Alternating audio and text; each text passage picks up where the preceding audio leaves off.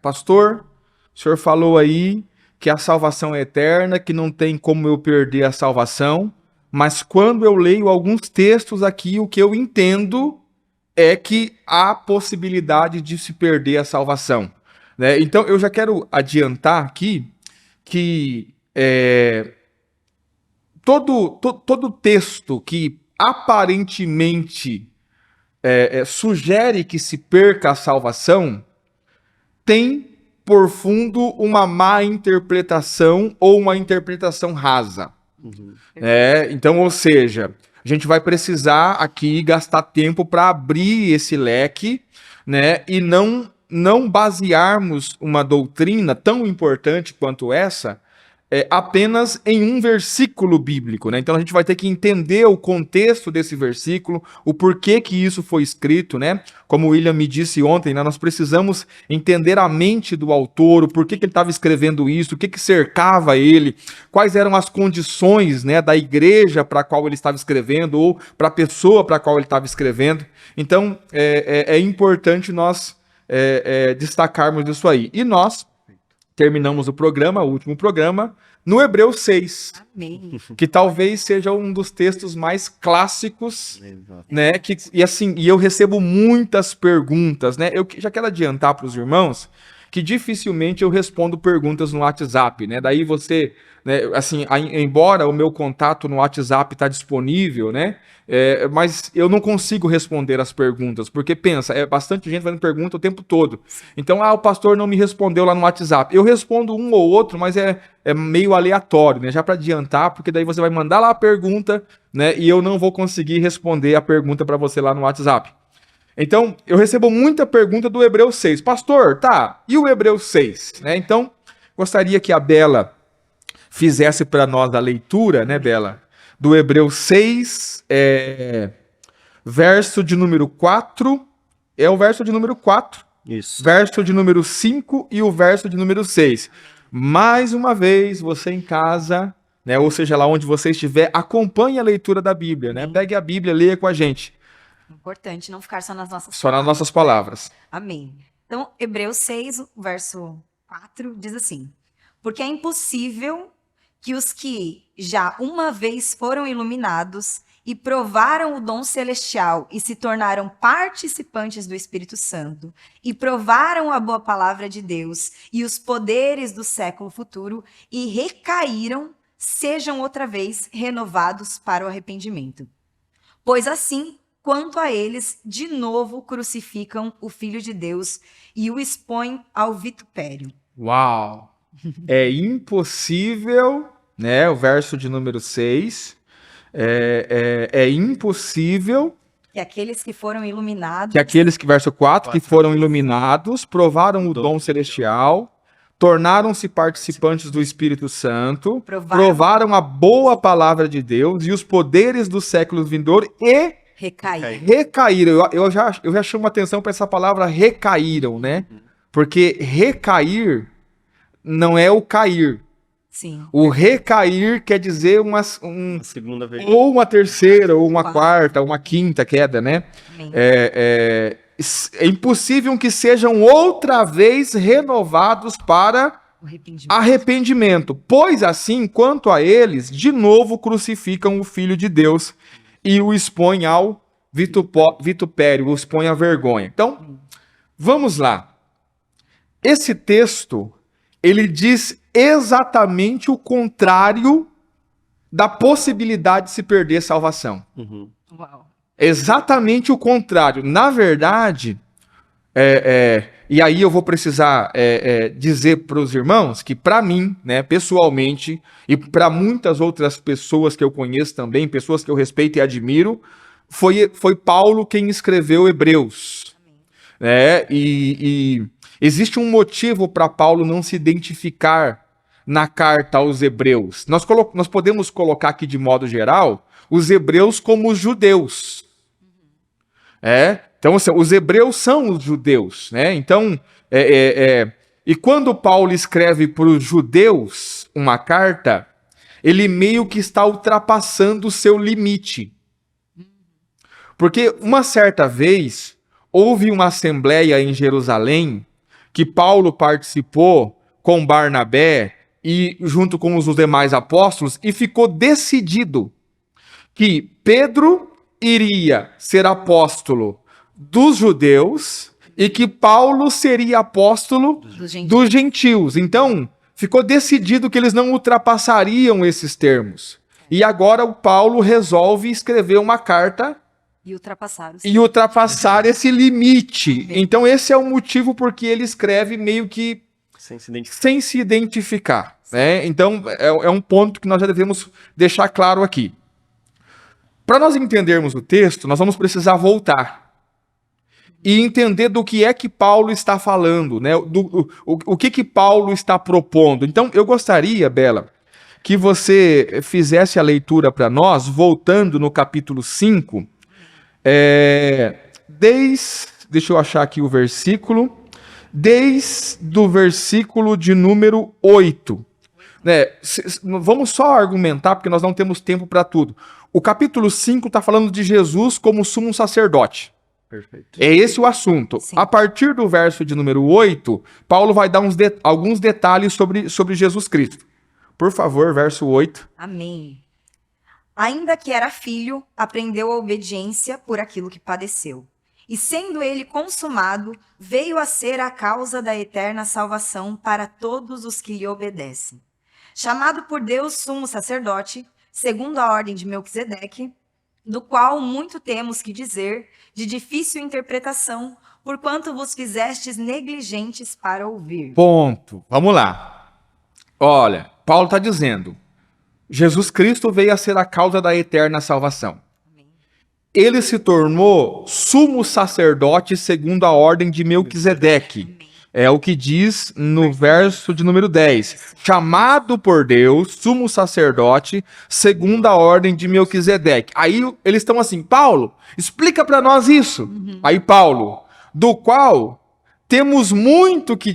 Sobre esse assunto, nós temos que falar muito. Uhum. Só que esse assunto é de difícil interpretação. Não é porque o assunto é difícil. É difícil interpretação por quanto vos fizestes negligentes para ouvir. Eu tenho que falar com vocês sobre algo extremamente profundo, mas é muito difícil de falar porque vocês não têm fundamento. Ou seja, vocês não conseguem entender o que eu estou falando. É por causa disso que começa o assunto. Então, ou seja, se fizeram negligentes para ouvir. Verso de número 12. Eu acho que do 11. O 11, perdão, isso. Do qual muito temos que dizer. De difícil interpretação. Esse nós já lemos. Já lemos, verso 12.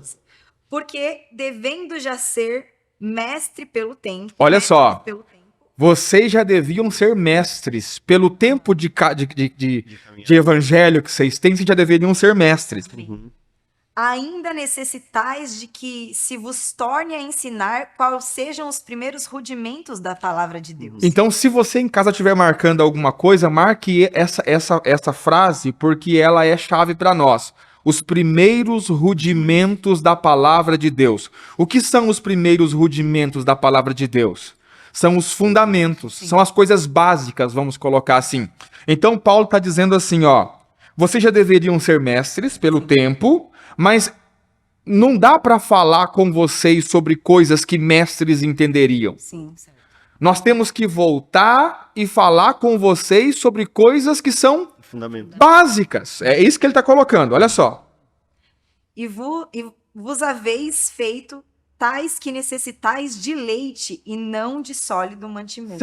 Vocês se fizeram tão negligentes, que eu não tem como dar alimento sólido. Eu tenho que alimentar vocês com leite, ou seja, é a ideia do bebê recém-nascido. Não dá para dar carne pro bebê recém-nascido. Tem que dar leitinho, porque o estômago dele não suporta. Paulo está dizendo que esses irmãos aqui, eles estão da mesma forma, ou seja, eles não desenvolveram a salvação que receberam. Eles não progrediram, eles não avançaram, eles se converteram.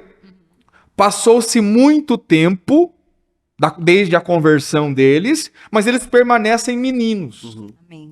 Eu penso que talvez essa seja a tragédia da igreja brasileira. O quê? A única coisa que avança é o tempo.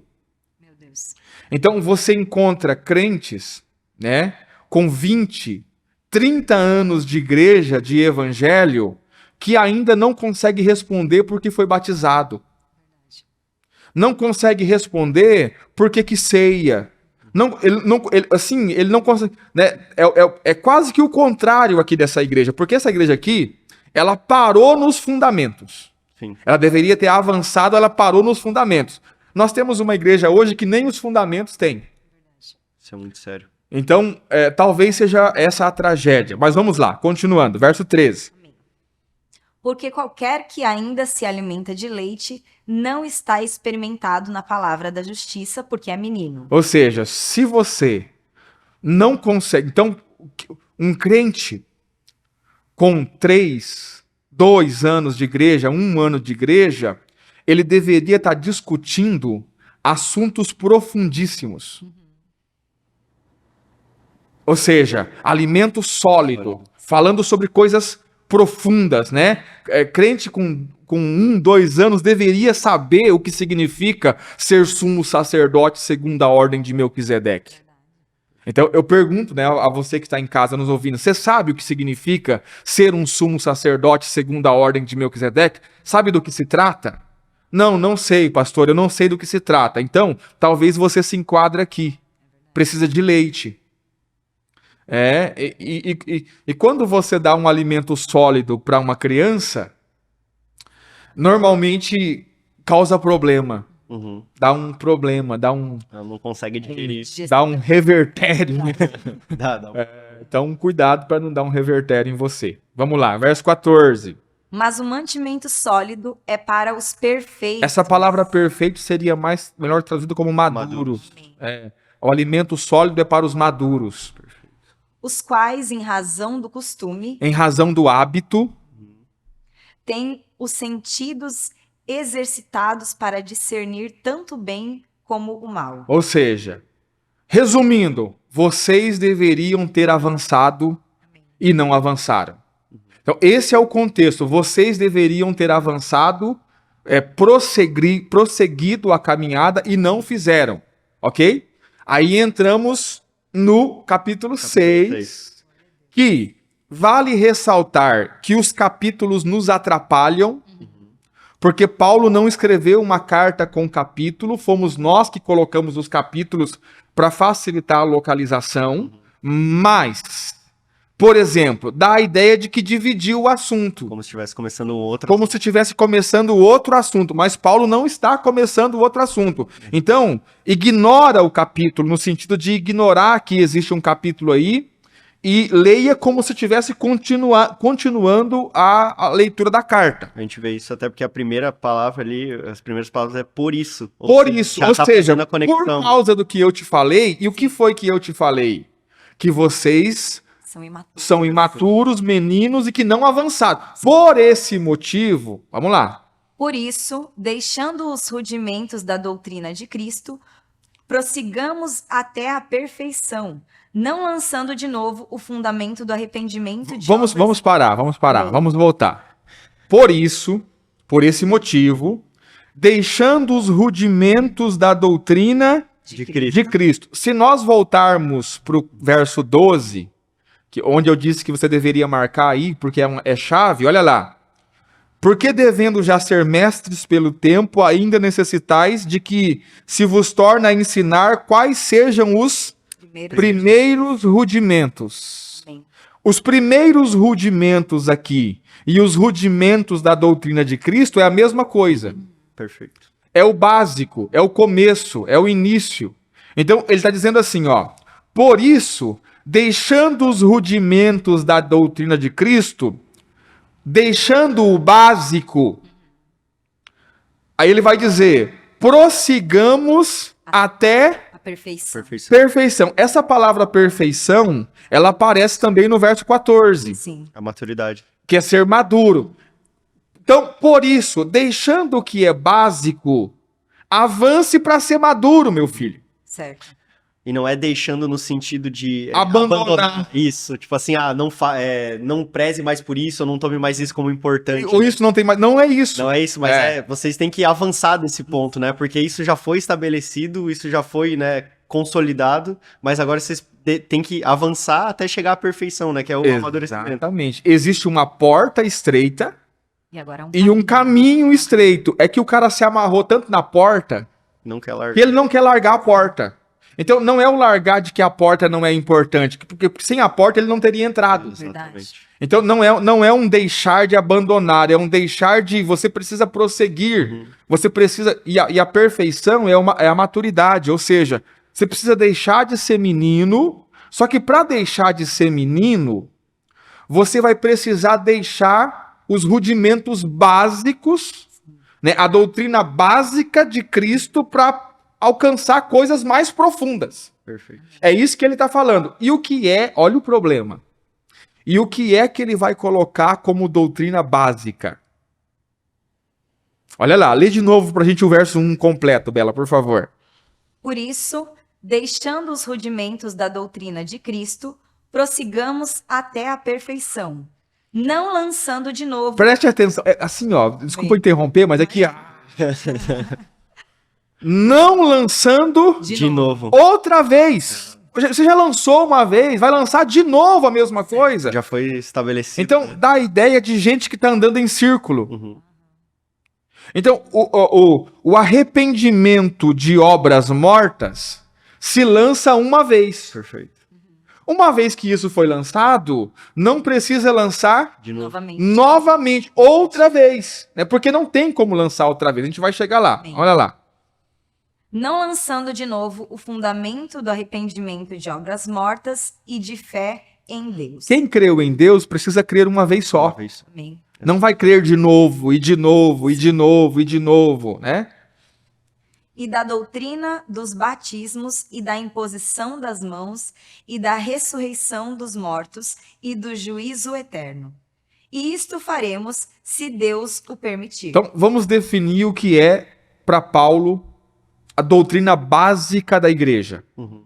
Ele coloca ali arrependimentos de obras mortas. Perfeito. E aí você em casa faz o teste para saber se você já passou pelo básico, né? Arrependimento de obras mortas, Fé em Deus, fé em Deus, doutrina dos batismos, batismos, porque é mais de um batismo, na verdade são 3 batismos, né? Batismo na água, batismo no Espírito e batismo com fogo, né? Perfeito. Futuramente vamos falar sobre esses batismos aí. Imposição de mãos é uma doutrina básica da igreja, é um fundamento, é um rudimento básico que se perdeu com o tempo, mas precisa ser restaurado. E o juízo eterno. Ressurreição dos mortos e juízo eterno.